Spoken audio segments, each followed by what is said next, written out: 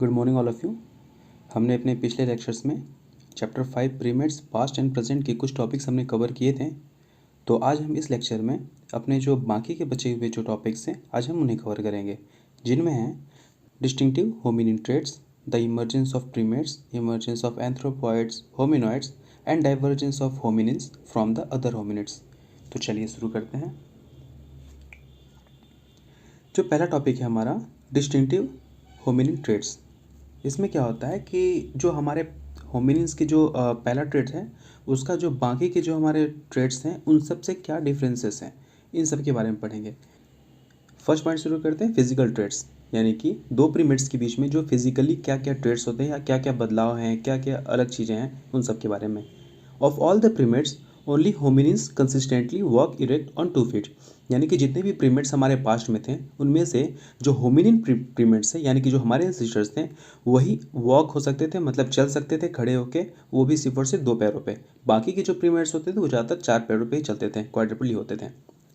Greater length and flexibility of hominin thumb allow us to handle objects with greater dexterity, यानी कि जो हमारे Thums हैं, Thums की जो लंबाई होती है हाथों की और पैरों की जो होते हैं ना, तो प्रीमेट्स में क्या होते थे, हाथ और पैर लगभग सेम दिखते थे। जैसा कि आप देख सकते हैं चिंपैंजीज हो गए, तो जो अंगूठे होते हैं, अंगूठे की लंबाई और उसकी फ्लेक्सिबिलिटी की वजह से हम किसी भी चीज़ को अच्छे से ग्रैप्स कर सकते हैं, पकड़ सकते हैं। जैसे आप फुटबॉल हो गया या फिर बॉल खेलते हैं, बॉल कैच कर सकते हैं, तो पहले क्या करते थे, एक डाल से दूसरे डाल में लटकने के लिए भी, उछल कूद करने के लिए, तो इन बंदरों का या फिर जो प्रीमेट्स थे उनके अंगूठे काफ़ी काम आते थे जब ये फ्लेक्सिबल और लंबे होते थे। और इसी तरह जो थर्ड पॉइंट है, the hominin brain is large and complex, particularly the cerebral cortex, the center of speech and other higher mental activities। जो हमारा जो होमिनिन के जो ब्रेन्स थे वो भी दिमाग का जो एक पार्ट होता है जिसे हम लोग सेरेबल बोलते हैं, सेरेबल कॉर्टेक्स। उसमें क्या होता है, ज़्यादातर स्पीच और बोलने की या फिर जो बात करने की, आपस में कम्युनिकेट करना, नए नए एक्टिविटीज़ के बारे में जानना, कुछ इन्वेशन करने की जो चीज़ें होती हैं वो उस ब्रेन में ज़्यादातर वो ब्रेन परफॉर्म करता है। ब्रेन का वह पार्ट कॉर्टेक्स इस चीज़ को परफॉर्म करता है। तो ये क्या होता था, होमिनिस में लार्ज साइज में होता था। नेक्स्ट है बिहेवियरल एबिलिटीज़, यानी कि जो बिहेवियर में क्या क्या चेंजेस थे बाकी के प्रीमेट्स के अकॉर्डिंग, ये था। पहला था टूल मेकिंग। टूल मेकिंग यानी कि आप जानते हैं कि औजार वगैरह बनाना। तो जो होमिनिन्स थे वही एक ऐसा प्रीमेट था जो कि टूल मेकिंग एनिमल कहलाता था, हैबिचुअल, यानी कि जैसे किसी भी सीड्स को तोड़ना के लिए, पत्थरों से तोड़ना, जानवरों को मारने के लिए लकड़ी के औजार बनाना, तो ये सब प्रीमेट्स हमारे जो होमिनिन्स थे वही कर सकते थे। जैसा कि इस इमेज में देख सकते थे, ये जो गोरिल्ला है या फिर जो चिंपैंजी है, इसने क्या किया, जैसे आप अभी इस इमेज में देख सकते हैं, ये जो चिंपैंजी है सीड को तोड़ने के लिए पत्थर का इस्तेमाल कर रहा है। तो इसमें एक प्रकार से शो हो रहा है कि इसकी मेंटल एबिलिटी कितनी स्ट्रांग है। लार्ज ब्रेन साइज का जो सेरेब्रल कॉर्टेक्स था उसका यूज इसमें ज़्यादा हो रहा है। अब बाकी के जानवर क्या करेंगे, ये सीड को तोड़ देंगे, फेंक देंगे, तोड़ेंगे ही नहीं। तो इसीलिए जो बिहेवियरल जो चेंजेस आए थे हमारे जो प्रीमेट्स में, ये ज़्यादा बेस्ट था। As far as we know, thought hominins are unique in their ability to use one tool to make another tool। यहाँ तक कि पहले जो प्रीमेट्स थे जैसे कि पत्थर से सीट को तोड़ देते थे, लेकिन जो धीरे धीरे इनका ब्रेन का और डेवलपमेंट हुआ तो ये लोग एक टूल से दूसरे टूल को बनाना शुरू किए। जैसे कि एक पत्थर है, पत्थर थोड़ा बहुत धार उसमें कम है, तो उन्होंने दूसरे पत्थर से भी उस पत्थर को वार कर करके उसके भी लेयर्स को बहुत ही सॉफ्ट बना दिया है, यानी कह सकते हैं बहुत ही शार्प कर दिया है। तो उसी हिसाब से एक टूल से दूसरा टूल बनाए। जैसे कि आज हम देखते हैं कि हथौड़ी से पीट पीट के हम लोग कुल्हाड़ी बनाते हैं या फिर गर्म करके, तो उसी तरह पहले से ही ये टूल मेकिंग था। जो सेकंड पॉइंट आता है हमारा फिर लैंग्वेज, बिहेवियरल चेंजेस में जो हमारे लैंग्वेज, जैसे कि आज हम लोग आपस में बात करते हैं हिंदी में, इंग्लिश में, गुजराती में, मराठी में, यहाँ तक कि कभी कभी गुस्से हो जाते तो बात भी नहीं करते, इशारों में बात करते हैं। तो उसी तरह क्या होता था, लैंग्वेज भी एक प्रकार से होमिनिन्स में ही जनरेट हुआ है। लेकिन जो पहले के जो चिंपैंजीज या प्रीमेट्स थे वो लोग आपस में कैसे भी करके जानवरों की आवाज़ में बात करते रहे होंगे। लेकिन जो मॉडर्न लैंग्वेज है हमारा, सिम्बल्स से, कैरेक्टर्स से, वो हमारा ह्यूमन्स में आने के बाद ही डेवलपमेंट हुआ है, उससे पहले कहीं भी नहीं था। अदर होमिनिन ट्रेड्स, जो होमिनिन्स के हमारे और भी कई सारे ट्रेड्स हुआ करते थे, जैसा कि आप एस्ट्रोलोपैथिकस से आप स्टार्ट करेंगे, सेडिवा इरेक्टस, तो जो ट्री का जो फॉर्मेट बनता है, जो ये ट्री का फॉर्मेट बनता है, तो इसमें आज हम ये ह्यूमन यहाँ पे है। तो जो अदर जो ह्यूमन ट्रेड्स हैं, क्योंकि हमारा भी एंसिस्टर तो यहाँ पे हैं, तो ये जो ट्रेड्स गई हैं इसे हम लोग बोलते हैं अदर होमिनिन ट्रेड्स। अब इनमें क्या दिक्कतें थी या फिर क्या सिमिलरिटीज, इनके बारे में। तो only hominins Hunt very large animals, जो हमारा जो ट्रेड था होमिनिन्स वही लार्ज एनिमल बड़े जानवरों को मारता था। अब इसमें ये भी कह सकते हैं कि लोग शेर भी तो मारते हैं, लेकिन शेर लोग क्या करते हैं, अगर उनसे बड़ा जानवर हुआ तो वो लोग झुंड में शिकार करते हैं ज़्यादातर, और वो रिस्क नहीं लेते हैं बड़े जानवरों को जल्दी मारने का। लेकिन इंसान क्या है, वो लोग कम ग्रुप में रहेंगे फिर भी बड़े जानवरों को आसानी से मार सकते हैं। क्यों? क्योंकि इनके पास टूल मेकिंग की प्रोसेस थी, या फिर टूल मेकिंग का जो टेक्निक था, एक टूल से दूसरा टूल बनाना, लकड़ी के औजार बनाना, पत्थर को लकड़ी में बांध के बनाना, तो ये सब प्रीमेट्स हम किस में आया था, होमिनिन्स में ही आया था ये development. We have the longest dependency period of any other primates requiring extensive parental care and support up to 20 years or so। अब जैसे कि देख सकते हैं आप, जो जानवर होते हैं या फिर जो गाय हो गए, बैल हो गया, ये जो शेर हो गया, ये ज़्यादातर अपने बच्चों को कितने दिन तक रखते होंगे? बच्चा जब तक दूध पीता है या फिर थोड़ा भी बड़ा हुआ, जब शिकार थोड़ा बहुत भी करना सीख रहा है, उसके बाद उनको छोड़ देते हैं, तो पेरेंटल केयर उनकी खत्म हो जाती है। लेकिन जो होमिनिस होते हैं उनकी जो डिपेंडेंसी पीरियड होती है अपने पेरेंट्स के ऊपर, वो काफ़ी लंबी होती है बाकी के प्रीमेट्स के अकॉर्डिंग। जैसे कि आप देख सकते हैं, आज हम लोग अपने फूड कलेक्ट कर सकते हैं, जॉब कर सकते हैं, सब कुछ करने के लिए अभी रेडी हैं, लेकिन फिर भी हम लोग अपने पेरेंट केयर पे डिपेंडेंट है। कब तक? जब तक हमारी पढ़ाई पूरी नहीं हो जाती या फिर जॉब अच्छी से नहीं लग जाती। जैसे आप लोग अभी प्रिपरेशन कर रहे हैं, तो आप देख रहे हैं कि अभी भी आप प्रिपेयर कर रहे हैं, लेकिन हाँ, जॉब पा सकते हैं आप, जॉब मिल रही है आपको कई जगह, लेकिन वो प्राइवेट कंपनी, लेकिन आप खुद को सेटल करने के लिए अभी भी अपने पेरेंट्स के ऊपर डिपेंडेंट हैं। तो ये जो होमिनिन्स होते हैं, इनमें डिपेंडेंसी पीरियड की काफ़ी लॉन्ग लेंथ होती है। Finally, hominins are unlike almost all other primates in having a division of labor by gender in food getting and food sharing in adulthood।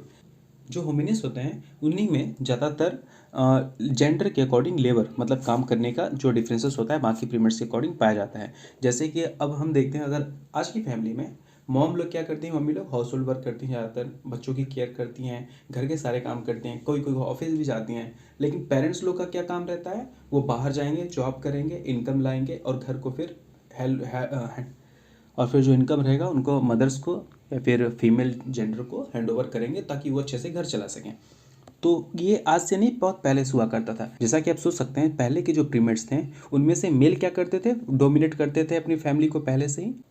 उनमें से मेल क्या करते थे, वो लोग फूड को गैदर करने के लिए काम करते थे, जैसे पेड़ों पे जाके अपने फूड लाना, फल फूल लाना, जानवरों का शिकार करना, वो सब। और जो घर मदर्स हैं वो घर पे रहती थी, अपने बच्चों का केयर करती थी, देखभाल रखती थी। किससे देखभाल करती थी? बाकी के जानवर हो गए, ठंड हो गया, या फिर कहीं कुछ अनहोनी ना हो जाए, कहीं आग लग गई, तो उन सब चीज़ों से ये लोग अपने बच्चों को केयर करते थे। और ख़ास तौर पर तब जब फीमेल जो ट्रेड होता था, वो अगर प्रेग्नेंट है तो प्रेगनेंसी के टाइम भी वो ज़्यादा वर्क नहीं कर सकती थी, इसलिए जो मेल थे वो लोग फूड गैदर करके अपने घर तक लाते थे, अपने केव तक, और उनको पूरा केयर करते थे। अब आता है हमारा इमर्जेंस ऑफ प्रीमेट्स। प्रीमेट्स का उत्पन्न कैसे हुआ या फिर इमर्ज कैसे हुए प्रीमेट्स, उनके बारे में। सम paleoanthropologists have suggested that fossils found from the Paleocene epoch, which began about 65 million years ago, are from archaic primates. These are the Placiadapiforms. Okay? कुछ पैलियोएंथ्रोपोलॉजिस्ट ने बताया कि जो प्रीमेट्स हैं उनके फॉसिल्स ज़्यादातर पैलोसिन एपोज में पाए गए। पैलोसिन एपोज क्या होता है? एक टाइम पीरियड है जो कि 65 मिलियन ईयर्स अगो से लेकर 55 मिलियन ईयर्स अगो तक होता है। 65 से 55 मिलियन ईयर्स अगो के बीच का जो टाइम पीरियड है उसे हम लोग पैलोसिन बोलते हैं। अब इनमें क्या हुआ था, जो प्रीमेट्स हैं वो आर्काइक प्रीमेट्स कहलाते हैं। आर्काइक मतलब जिसे आप बोल सकते हैं प्राचीन प्रीमेट्स हमारे पाए गए थे किसमें? पैलोसिन एपोज में। और इन्हें हम लोग को क्या बोलते हैं? प्लेसियोडापिफॉर्म्स। They have been found in both Europe and North America, which were are connected landmass in the Paleocene. The best known Placiadapiforms is Placiadapis। तो ये सब हमारे कहाँ पाए गए थे? यूरोप और नॉर्थ अमेरिका में। जब यूरोप और नॉर्थ अमेरिका एक प्रॉपर एक लैंडमास के फॉर्म में बना हुआ था, जुड़ा हुआ था, उस टाइम की बात है ये, पैलोसिन में। और प्लेसियोडापिफॉर्म्स का जो बेस्ट नोन एग्जाम्पल है वो कौन है? प्लेसियोडापिस। These oldest definite primates appear in two major groups of prosimians, Adapis and Omomites। तो ये जो हमारे प्रीमेट्स थे वो दो ही ग्रुप में पाए गए थे, अच्छे से क्लासीफाई करें तो। एक था एडापिस और एक था ओमोमाइट्स, इनके बारे में अभी हम आगे पढ़ेंगे। तो ये जो आप बगल में एक चार्ट बनाया है उसमें आप टाइम पीरियड को देख सकते हैं, आपस में कैसे कैसे क्या क्या इवोल्यूशन हुआ लोगों में, या फिर कैसे कैसे जानवरों में, प्रीमेट्स में कैसी इवोल्यूशन है, अलग अलग टाइम पीरियड पे आप ये देख सकते हैं यहाँ पे। One strong candidate for the common primate ancestor is Carpolestes simpsoni, a mouse-sized arboreal creature from Wyoming dating to about 56 million years ago। Common primates के जो एंसेस्टर था एक, उसे हम लोग बोलते हैं कार्पोलेस्टेस सिम्पसोनी। एक माउस साइज का एबोरियल कीचड़ हुआ था जो कि ज़्यादातर पेड़ों पे रहता था। और ये माउस साइज क्रीचर जो है व्योमिंग में पाया गया था, जो कि टाइम पीरियड था लगभग 56 मिलियन ईयर्स अगो के आसपास। 56 मिलियन ईयर्स अगो क्या आप बोल सकते हैं कि पैलोसिन के बाद और लेट क्रिटेशस के पहले के आसपास के बीच में। जो हमारा नेक्स्ट टॉपिक है द इन्वायरमेंट। इन्वायरमेंट मतलब हमारा कैसे कैसे चेंजेस आए। जैसे हमारा पहले पूरा लैंड मास जो अर्थ का था, जो पेंजिया हो गया या फिर जो उसके बाद जो लॉरसिया गोंडवाना जो हो गए, ये सब कैसे कैसे डिवाइड हुए हैं। तो अलग अलग जगह पे कैसे कैसे नेचर में चेंजेस आए, टेम्परेचर में चेंज आया, क्लाइमेट, वेदर, इन सब में चेंजेस आए, उसके हिसाब से क्या क्या डेवलपमेंट हुआ, उन सब के बारे में। Earliest primate may have emerged by the Paleocene 65 million years ago to 55 million years ago and perhaps earlier in the late Cretaceous। जैसा कि भी मैंने बताया कि जो पहले के जो primates थे वो लोग ज़्यादातर पैलोसिन टाइम पीरियड में पाए गए थे, जो कि 65 मिलियन ईयर्स अगो से 55 मिलियन ईयर अगो के बीच में था। और कुछ लोग थे उनसे भी पहले पाए गए थे, जो कि लेट क्रिटेशियस में था। आप इस चार्ट में देख सकते हैं वापस, जो ये हमारा लेट क्रिटेशियस है और उसके ऊपर फिर ये हमारा पैलोसिन है। ठीक है, तो यहाँ पे पाए गए थे। The climate of Cretaceous period was almost uniformly damp and mild, but temperature began falling at end of the Cretaceous। जो Cretaceous का टाइम पीरियड था उसमें क्या हुआ था, ये जो हमारे लॉरेसिया गोंडवाना ये जो तो अलग अलग थे, ये सब डिवाइड हो चुके थे थोड़े बहुत। North America, south America, Eurasia, Africa और इंडिया। इंडिया उस टाइम यूरेशिया से मर्ज नहीं हुआ था। ऑस्ट्रेलिया बहुत ही किनारे का पार्ट था एंटार्क्टिका के पास। तो उस टाइम क्या हुआ था, ये डिवीज़न ज़्यादा अच्छे से हुआ नहीं था, पूरी तरह से मतलब आज के फॉर्म में बना नहीं था। इस वजह से जो टेम्परेचर था लगभग माइल्ड था, न ज़्यादा ठंड था न ज़्यादा गर्म था। और ये कब का टाइम पीरियड है, जो कि एंड ऑफ क्रिटिसिस, मतलब क्रिटिसिसर जो पीरियड था उसके एंड में, और जो पैलेसिन था उसके पहले just. One important reason for the very different climates of the past is Continental drift. तो जो क्लाइमेट में जो चेंजेस आए उनका सबसे इम्पॉर्टेंट या फिर सबसे महत्वपूर्ण जो घटना घटी थी वो था कंटिनेंटल ड्रिफ्ट। जो लैंड मास है वो अलग अलग टुकड़ों में बंटना, अलग अलग जगह पे जुड़ना, ज्वाइन होना, एक जगह से दूसरी जगह जो डिवीज़न हो रहा था। जैसे पेंजिया हुआ, पेंजिया के बाद लॉरेसिया गोंडवाना दो पार्ट में डिवाइड हुआ, फिर लॉरेसिया दो पार्ट में डिवाइड हुआ, नॉर्थ अमेरिका और यूरेशिया में डिवाइड हुआ, और जो गोंडवाना था वो South Africa, India, South America, Africa, India, Antarctica, Australia, इन सब में डिवाइड हुआ। फिर ये इंडिया का जो पार्ट था यूरेशिया से जाके मिला, फिर यूरेशिया अलग हुआ यूरोप में और एशिया में। तो ये जो डिविजन्स जैसे जैसे होते गए, इन सब में क्या हुआ, हमारे जो माउंटेन फॉर्म्स हैं वो बनते गए, माउंटेन्स बनते गए, क्लाइमेट चेंज होते गया। तो ये सब कई सारे चेंजेस आए, जिसकी वजह से हमारे प्रीमेट्स के बॉडी शेप में या फिर बिहेवियर में हर एक चीज़ में चेंजेस शुरू हो गए। Expansion and diversification of deciduous trees and flowering plants probably played a large role in mammalian expansion and diversification। अब जैसे जैसे क्लाइमेट चेंज होगा तो जो ट्रीज होंगे या फिर जो प्लांट्स होंगे, मरीन एनिमल्स होंगे, उन सब में भी चेंजेस आएगा। तो ये सब जैसे ही जैसे चेंजेस आते गए, मैमल्स का फॉर्मेशन शुरू हुआ, जैसे कि कीड़े बनना या फिर कुछ नए नए मैमल्स, कीड़े, चूहे, ये सब धीरे धीरे उत्पन्न होना शुरू कर दिए थे। The insectivorous were very adaptable and were able to take advantage of many different habitats under the ground, in water, on the ground and above the ground, including the woody habitats of bushes, shrubs, vines and trees। अब जो नए नए insectivorous जो चीज़ें आई थी, जानवर आए थे या फिर जो इंसेक्ट को खाते थे, या फिर जो छोटे छोटे नए नए जानवर की उत्पत्ति हुई थी अलग अलग टेम्परेचर की वजह से, उत्पन्न नहीं कह सकते, मतलब उन्हीं में जो प्रीमेट्स थे उनमें कुछ कुछ बदलाव आ गए थे, चेंजेस आ गए थे, जो कि नए टेम्परेचर या फिर नए इन्वायरमेंट के अकॉर्डिंग अडेप्ट हो गए थे अपने हिसाब से। तो वो लोग क्या कर सकते थे, वो लोग कई डिफरेंट इन्वायरमेंट कंडीशंस को भी बियर कर सकते थे, रह सकते थे। जैसे कुछ लोग पानी के अंदर, जैसे मगरमच्छ को बोल सकते हैं आप, पानी के अंदर भी रह सकता है और ज़मीन के ऊपर भी रह सकता है। उसी तरह कई सारे जानवर हैं जो पानी के अंदर, ज़मीन के ऊपर, यहाँ तक कि हवा के, मतलब ग्राउंड के भी ऊपर, हवा में भी रह सकते थे। तो कई सारे, और छुपने के लिए इनके लिए बुशेस भी थी, कई सारी झाड़ियाँ का उत्पन्न हुआ था, मतलब झाड़ियाँ आ गए थे, श्रब्स के पीछे छुपना, ट्रीज में रहना। तो ये सब जैसे जैसे टेम्परेचर चेंजेस आए वैसे वैसे इनके बीच में इवोल्यूशन होना शुरू किया। What in particular may have favored the emergence of primates। अब एक मेन इंपॉर्टेंट इसमें क्वेश्चन आता है कि पहले के तो सारे लोग जानवर थे, चाहे हमारे प्रीमेट्स हो, एंसेस्टर्स हो, या फिर कोई भी, जिनकी आंखें साइड में होती थी, सामने तो होती नहीं थी, नोज़ बड़े बड़े थूथन जिसे बोलते हैं हिंदी में, उनके जो सामने होते थे बड़े सूंघते ज़्यादा थे। तो इनमें ऐसा क्या बदलाव आया, या फिर इनको क्या ऐसा क्लाइमेट या फिर लैंड मास फेवर किया कि इनमें बदलाव आए और ये प्रीमेट्स इंसान के रूप में धीरे धीरे बनना शुरू किए हैं। तो इनमें कई सारे जो एंथ्रोपोलॉजिस्ट हैं, कई सारे साइंटिस्ट हैं, या फिर कई जितने भी इंपॉर्टेंट पर्सन से उन्होंने अपनी अलग अलग राय दिया। जैसे कि 1912 में जी एलियट स्मिथ इन्होंने सजेस्ट किया कि trees favour the vision over smell. मतलब जो पेड़ों पे जब जानवर लटकते थे तो उनको स्मेल की ज़्यादा ज़रूरत नहीं थी। किस चीज़ की ज़्यादा ज़रूरत पड़ी थी? विज़न की। विज़न यानी कि एक डाल से अगर कोई लटक रहा है दूसरे डाल पे तो उस चीज़ को पकड़ सके हुए आसानी से, इसलिए उनमें विज़न की डिफरेंस हुई। अगर आपके पास, अगर हम आपको स्मेल दे दें, खूब आपके पास स्मेल है, किसी भी चीज़ को सूंघ सकते हैं और चढ़ा दिया जाए पेड़ पे कि दूसरे डाल पे लटको, आप सूंघ तो सकते हैं लेकिन एक्यूरेसली क्या आप उस दूसरे डाल पे जंप कर पाएंगे? पता चला आप जंप करने गए और नीचे गिर गए खाई में, खत्म कहानी। वहीं से आपकी प्रीमेट्स पूरी खत्म प्रोसेस। इसलिए क्या हुआ कि इनमें विजन का डेवलपमेंट ज़्यादा हुआ।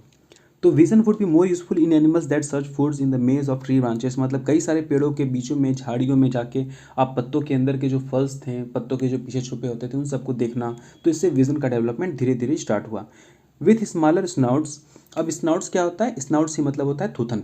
जो सामने का जो नाक का पोर्शन और मुंह का पोर्शन होता है वो ज़्यादा बड़ा होता था पहले, सूंघने के लिए, स्मेल के लिए ज़्यादा होता था। तो वो क्या होता है, स्नॉट भी धीरे धीरे छोटे होने लगे हैं, जिससे छोटे होने की वजह से आंखें धीरे धीरे पास में आने लगी और दोनों आंखें आसपास आने लगी, फेस फॉरवर्ड के आसपास। जैसे कि हमारा इंसान हो गया तो हमारी आंखें दोनों सामने हैं, किसी भी चीज़ को हम लोग डिस्टेंस मेजर भी कर सकते हैं कि कितना अंदाजा होगा, कितना डिस्टेंस होगा। तो ये चीज़ प्रीमेट्स में डेवलप होना शुरू हो गया था। अब 1916 में फ्रेडरिक वुड जोन्स ने इम्फेसाइज किया कि जो चेंजेस हैंड और फुट में जो चेंजेस आए वो सब चेंजेस कैसे आए। उन्होंने बताया कि he thought that tree climbing would favor grasping hands and feet with the hind limbs becoming more specialized for support and propulsion। उन्होंने बताया कि एक डाल से दूसरे डाल पे कूदने के लिए उनको डाल को पहले मजबूती से पकड़ना होता था। जैसे छलांग लगाया और दूसरे डाल को सही से नहीं पकड़ा तो गिर जाएंगे, तो उनको मजबूती से पकड़ने के लिए उनके हाथ ग्रैस्पिंग हो गए, उनके अंगूठे थोड़े बड़े और फ्लेक्सिबल हो गए ताकि अच्छे से पकड़ सकें। और उनकी बॉडी का जो शोल्डर हो गया, शोल्डर भी बहुत ज़्यादा फ्लेक्सिबल हो गया, जिससे कि क्या हो गया, ये लोग आसानी से एक पेड़ से दूसरे पेड़ पे जाने लगे, खड़े होना थोड़ा बहुत सीखने लगे। ये सब डेवलपमेंट धीरे धीरे आने लगा। In 1921, Treasure Collins suggested that the eyes of the early primates came to face forward not just because the snout got smaller।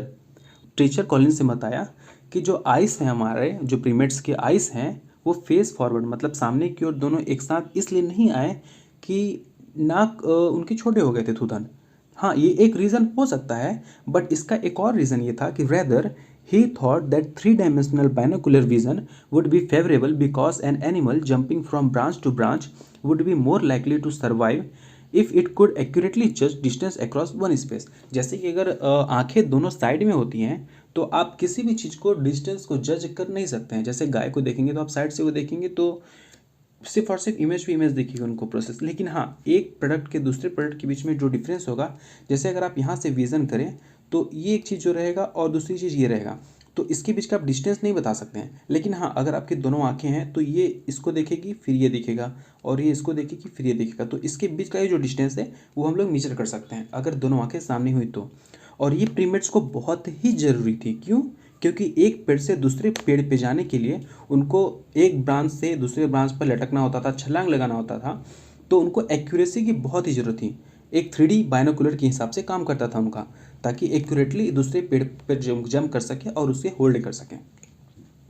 फिर 1968 में फ्रेडरिक सेजले ने सजेस्ट किया कि shift in diet from insects to seeds, foods and leaves might have been important in the differentiation of primates from insectivorous। अब जैसे कि अब primates अब पेड़ों पे रहना शुरू कर चुके थे, तो लोग अब कीड़ों को खाना या फिर जो छोटे छोटे जो ज़मीन पे रहने वाले कीड़े हो गए उन सबको खाना छोड़ के, बहुत ही कम करके सीड्स पे, फ्रूट पे या जो पेड़ की पत्तियां हो गई, फल फूल पे, उन सब पे ज़्यादा डिपेंड हो गए, जिससे कि प्रीमेट्स को इंसेक्टिवोरस प्रीमेट्स से डिफ्रेंशिएट किया जा सकता था। इंसेक्टिवोरस जैसे जानवर हो गए जो कीड़ों खाते थे, उनसे इन सबको डिफ्रेंशिएट कर सकते थे। Fitzsusman accepted Cartmill's point that the early primates were likely to eat and move about mostly on small branches, not on large trunks and branches as do squirrels. If they did, grasping hand and feet and nails rather than claws as squirrel have would have been advantage। सुसमैन ने accept किया कि जो early primates थे वो लोग ज़्यादातर ईट करने, मतलब एक प्लांट से दूसरे प्लांट पे खाने के लिए, भोजन के लिए, तलाश करने के लिए, ग्रास्प करने के लिए जाते थे। मतलब एक प्लांट से दूसरे प्लांट पे जाना ताकि फूड्स को कलेक्ट कर सकना, इसके लिए एक डाल से दूसरे डाल तक लटकना। तो इनके लिए क्या ज़रूरी था कि जो इनके हाथ और जो पैर थे स्क्विरल की तरह ग्रैस्पिंग हो, मतलब अच्छे से पकड़ सकें। और इनमें नेल्स की ज़्यादा ज़रूरत थी पंजों के मुकाबले, क्योंकि पंजे तो अगर छोटे होंगे, नेल्स बड़े होते तो शिकार करने के लिए फ़ायदा करता है। लेकिन अगर जो पेड़ों पे हैं तो उनको नेल्स की ज़्यादा ज़रूरत है ताकि वो ट्रीज़ को अच्छे से, ब्रांचेस को होल्ड कर सके, किसकी तरह, जो स्क्विरल्स होते हैं उनकी तरह। The early primates were probably nocturnal as many prominence still are. Nocturnal मतलब क्या होता है, जो रात में चलते हैं। If they were to locate and manipulate small food items as at the ends of slender branches in dim light, they would need improved vision. तो जैसे कुछ लोग जानवर होते हैं या फिर जो कुछ प्रीमेट्स हमारे थे वो नॉक्टर्नल थे, यानी कि वो रात में ज़्यादातर फूड को देखते थे, क्योंकि अगर दिन में ज़्यादा धूप थी या फिर दिन में ज़्यादा टेम्परेचर गर्म रहता था, या फिर और कह सकते थे और बाकी जानवरों से सुरक्षा के लिए कुछ जानवर लोग रात में निकलते थे। तो जो प्रीमेट्स रात में निकलते थे उनको नॉक्टर्नल कहा जाता था। और अब रात में डीम लाइट होती थी या फिर बहुत ही कम चांद की रोशनी में अगर दिख गया तो ठीक, कभी कभी अमावस्या भी होगी, तो उसमें क्या होता था, फूड्स को देखने के लिए इनको विज़न थोड़ा पावरफुल चाहिए होता था, जिसकी वजह से इनके विज़न में धीरे धीरे डेवलपमेंट आए और इनका विज़न थोड़ा थोड़ा इंप्रूव होने लगा, जिससे कि वो रात में भी अपने फूड को एक्सेप्ट कर सके या फिर सर्च कर सके। फिर आता है अर्ली एशियन प्रीमेट्स, ओमोमाइट्स एंड एडापिस, जिसके बारे में अभी हमने पढ़ा था इनके बारे में। Omomyids are considered tarsier like because of their large eyes, long tarsal bones and very small size.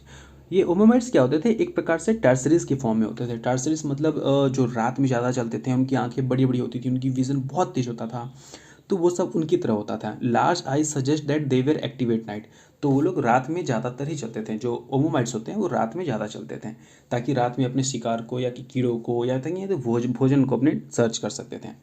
और जो लेमुर लाइक एडापिस होते थे, एडापिस आप इस इमेज में देख सकते थे, ये लेमुर है, तो एडापिस भी इन्हीं के आसपास था या फिर इन्हीं की तरह ही था, जिनके लंबे टेल होते थे और ज़्यादातर डे में ही ये लोग अपना भोजन सर्च करते थे, अपना फूड गैदर करते थे डे में ही। और ये ज़्यादातर पत्तों पे और फ्रूट्स पे ही निर्भर रहते थे। फिर आता है इमर्जेंस ऑफ एंथ्रोपॉइड्स।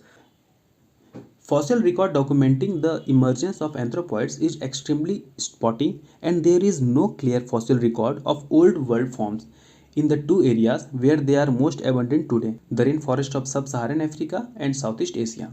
अब एंथ्रोपॉइड्स का इमर्जेंस ज़्यादातर दो ही जगहों पे अच्छे से पाया गया था हमारे जो उनके फॉसिल्स थे। कहाँ पे, एक रेन फॉरेस्ट ऑफ सब सहारन अफ्रीका, सब सहारन अफ्रीका में जो रेन फॉरेस्ट है उधर मिला है, और एक साउथ ईस्ट एशिया जिसमें अपना इंडिया हो गया, थाईलैंड हो गया, मलेशिया, चाइना, ये सब के आसपास में पाया गया था। अब जो डॉक्यूमेंट्स हैं इनमें बहुत ज़्यादा मतभेद है कि स्टार्टिंग में कहाँ पाया गया, सबसे पहला कहाँ पाया गया, इन सब में बहुत ज़्यादा मतभेद है अभी। ठीक है, तो जो पुराने हमारे वर्ल्ड के मंकीज थे कैटरहाइंस, यही बस दो ही चीज़ों में ज़्यादातर पाए गए थे, जहाँ मैंने बता दिया, रेन फॉरेस्ट में और एक साउथ ईस्ट एशिया में। Undisputed remains of early anthropoids date from somewhat later period, the late Eocene and early Oligocene, about 34 million years ago in the Fayum area southwest Cairo, Egypt.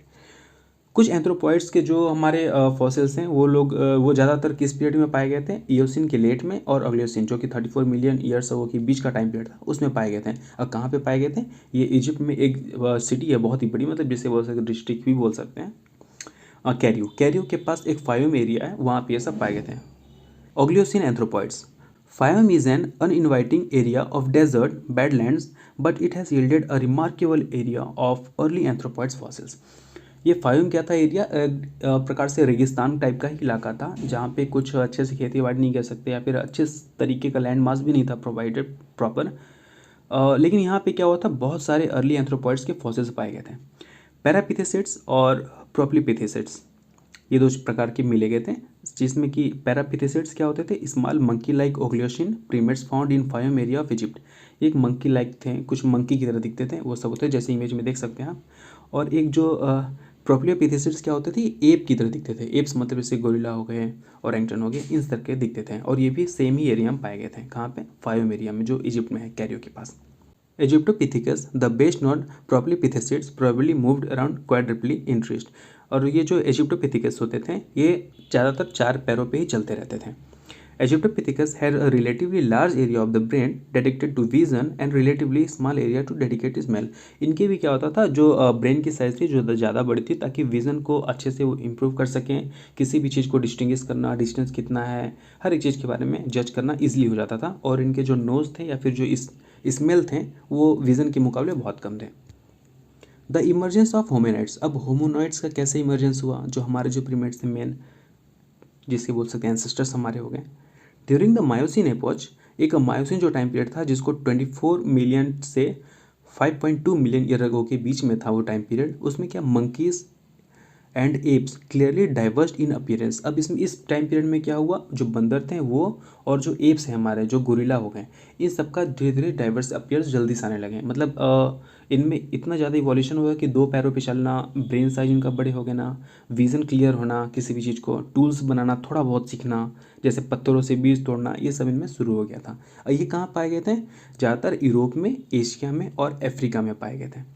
The contact of Africa and more significantly India with the Eurasian continent also initiated mountain building, changing established weather pattern। Africa, India और Eurasian continent में क्या हुआ था, land mass का जब आपस में जुड़ना हुआ, जैसे कि अब मैंने बताया गोंडवाना और ये सब अलग अलग थे, जो गोंडवाना से जो अलग हुए, साउथ अमेरिका आपका हो गया, ऑस्ट्रेलिया हो गया, इंडिया हो गया, अफ्रीका। अब जैसे क्या हुआ, अब लैंड मास जब आपस में जब जुड़ना शुरू हुआ, जैसे कि इंडिया का आपका यूरेशिया से हुआ, यूरेशिया से यूरोप अलग हुआ, अफ्रीका पास में आया, इससे क्या हुआ, माउंटेन्स का डेवलपमेंट बहुत तेज़ी से हुआ। जैसे कि हम देख सकते हैं हिमालयन जो माउंटेन्स रेंज हैं, ये भी हमारा जब अपना इंडिया जब इधर यूरेशिया से टकराया था, तो मतलब टकराने का मतलब धीरे धीरे स्टेप बाय स्टेप जैसे आगे बढ़ते गया तो एक लैंड मास फॉर्म क्रिएट होते गया, जो कि माउंटेन्स जैसे बोलते हैं। उससे क्या हुआ, वेदर कंडीशन में बहुत तेज़ी से चेंज आई। अब आप देख सकते हैं आपका जो माउंटेन रेंजेस है, जैसे हिमालयन रेंजेस, उधर ठंड रहता है, काफ़ी बर्फ़ गिरती है। बट इधर आप अगर नॉर्थ एकदम साउथ साइड देखें तो उधर उतनी ज़्यादा गर्म नहीं रहती है, ठंड नहीं रहती है। उसी तरह माउंटेन की वजह से क्लाइमेट में बहुत तेज़ी से बदलाव आए।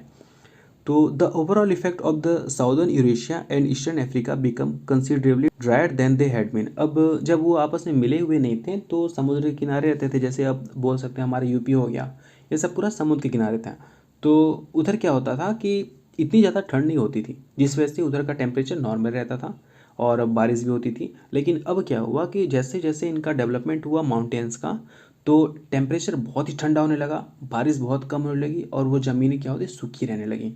जैसे अगर उधर टेम्परेचर मिनिमम होगा तो उधर स्नो गिरता है और बारिश उधर होती नहीं है, बहुत ही कम, मिनिमम न के बराबर होती है, जिससे कि वहाँ पे खेती भी बहुत कम होती है।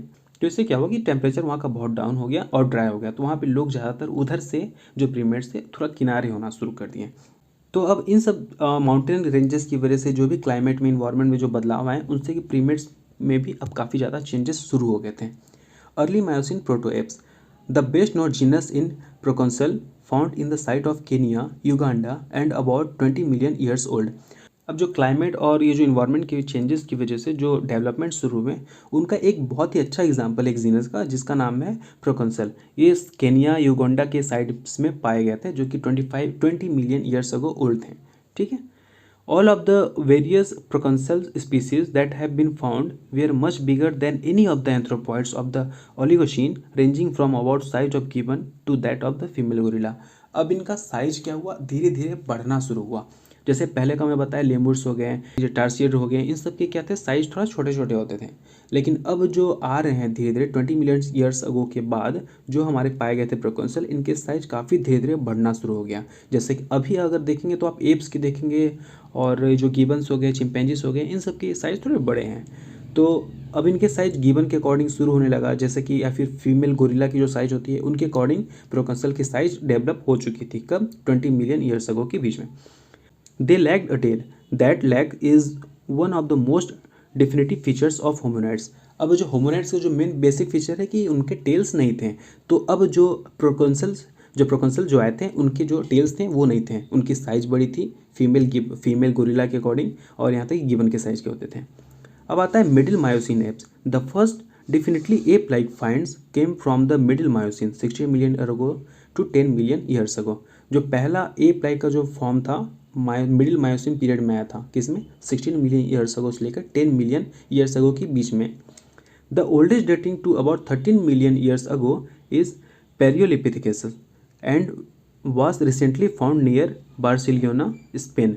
तो जो सबसे पुराना हमारा जो अभी फॉसिल पाया गया है पेरोलापिथिकस का, वो 13 मिलियन ईयर्स अगो का पुराना है, और वो कहाँ पाया गया है, बार्सिलोना, स्पेन में पाया गया है। Another hominoid Kenyapithecus was also found on Maboko island and nearby locations in Kenya. अगर आप देख सकते हैं इतिहास में, अगर जितनी भी मैंने ज़्यादातर बातें बताई उनमें से लगभग 70%, 60 to 70% जो हमारे प्रीमेट्स पाए गए हैं वो ज़्यादातर केनिया के आसपास ही पाए गए हैं। केनिया के पास हो गया, इजिप्ट के आसपास पाया गया, इन सब एरिया में ज़्यादा पाए गए थे। Kenyapithecus live mostly on the ground, और ये जो केनापिथिकस जो प्रीमेट्स था वो ज़्यादातर ग्राउंड में पाए जाते थे, ग्राउंड पे। Kenyapithecus is ancestral to the later apes and humans. जो आज हम मैं या फिर एप्स हैं, इनके जो एंसेस्टर हो सकते थे, इनको हम लोग केनापिथिकस बोल सकते हैं, क्योंकि इनसे ज़्यादा मेल मिलाप मतलब ज़्यादा था, जैसा कि आप इमेज में देख सकते हैं यहाँ पे।